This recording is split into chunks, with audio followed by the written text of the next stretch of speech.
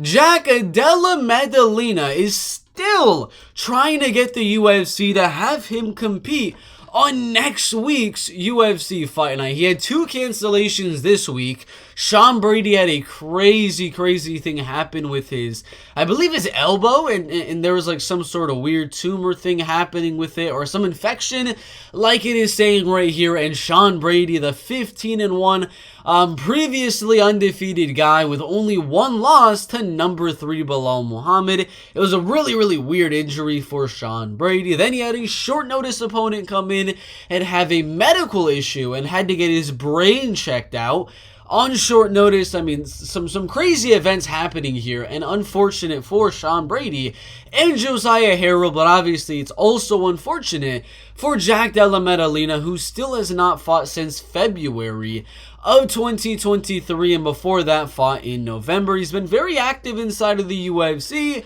fighting 3 times in 2022. He was trying to fight 3 to 4 times into 2023 as well, but he just keeps on getting these cancellations after cancellations, and now he's talking about trying to fight at UFC Fight Night home versus Bueno Silva. There's a lot of lightweights on this card. Like, I'm talking a lot of lightweights. 1, 2, 3, 4 lightweight fights for this UFC Fight Night. But as of right now, it's Saturday, UFC 290, and we have honestly a good amount of time for the UFC to set up another fight for next week, because as of now, there is literally no way he's going to be fighting this week and today at UFC 290. So I've been thinking about potential opponents that would be willing to step in on short notice. Daniel Rodriguez, probably not. He's coming off a TKO loss in his last fights. You go lower down the list, you got Max Griffin, who just fought recently, but he did take a lot of damage in that one, so I don't think that would be a very likely scenario. And then we get to Alex Morono.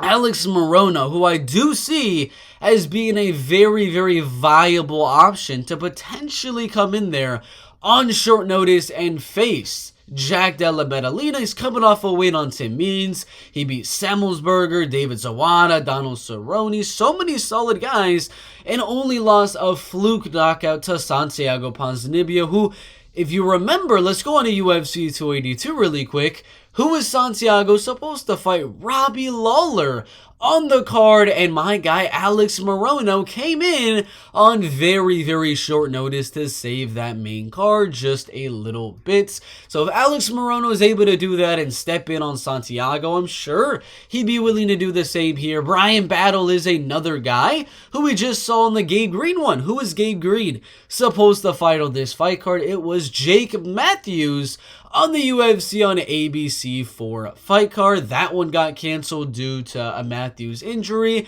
and Bryan Battle came in on short notice and got a 14-second knockout.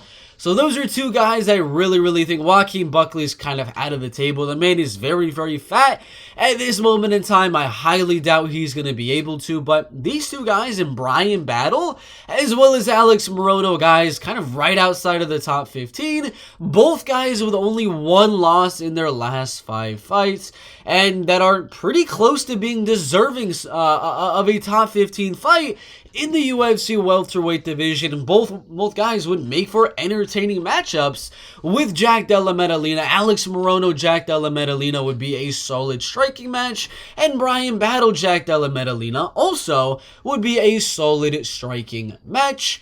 I do think Jack Della gets the TKO in the Alex Morono fight and gets a 30-27 decision in a Bryan Battle fight, but either way, they are both very fun fights to be made. I didn't really look at the quote or the tweet or the message from Jack Della, but he said, "Very glad this fight with Josiah did not go forward. I hope his medical issues are cleared up. I came to Vegas to fight, so I'm pushing for a fight next week. I want to perform for my people. So I do believe he's going to get a fight next week. I'm really hoping it's not some random debuting fighter. I mean, Alex Morono as well as Bryan Battle have a lot of time to prepare for this Jack Della Maddalena fight. About a week and a half that they've known Jack has needed an opponent. So I think they should jump on that opportunity to get a top 15 fight. What do y'all think? Who will Jack Della Maddalena fight next in the welterweight division?